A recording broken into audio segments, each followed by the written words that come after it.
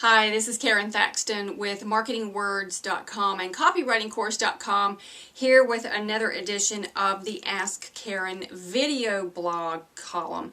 And this time I received an email from John who wanted to know if he's writing a bullet list in his copy, if he needed to include key phrases in every single one of the bullet lists.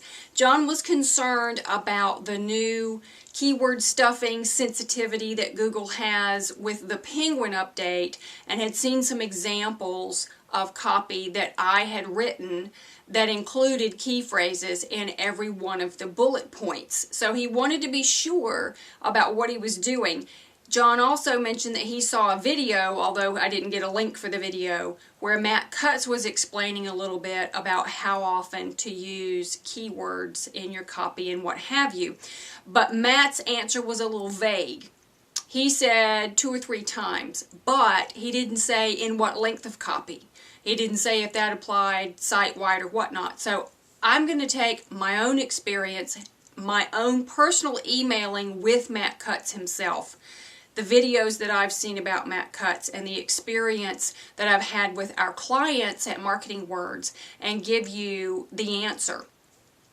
When I do a bullet list, and when I write any other type of copy, I will generally include the key phrase as a whole 1 or 2 times. If it's really long copy, maybe 3 or 4 times, depending on the length.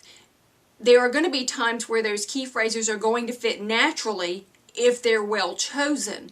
So you would want to include those. The rest of the time, I use the individual words within the key phrases and or synonyms for the key phrase, and that includes in the bullet lists. So no, not necessarily do you need to have a key phrase in every single bullet list. Depending on how many key phrases you're optimizing a page for, how well they fit, how natural they sound, and that's a big thing with Google, is that it needs to be as natural as possible, not spammy or keyword stuffed. So all of those different elements come into play. The basic answer is no. You don't have to have a key phrase in every bullet when you create a bullet list. The extended answer is if you consider how many key phrases you're using, the overall length of your copy, the number of times you've used the key phrase, 1 or 2 of them. If you're optimizing for more than 1, you would have to consider each key phrase. All of these things come into play, but the gist of it is to make it sound as natural as possible. And it really helps if you do a good job of choosing your key phrases to begin with. You don't have to work so hard to make them fit into the copy, whether it's a bullet list or any other type of copy. This is Karon Thackston at marketingwords.com and copywritingcourse.com. I hope you have a great week.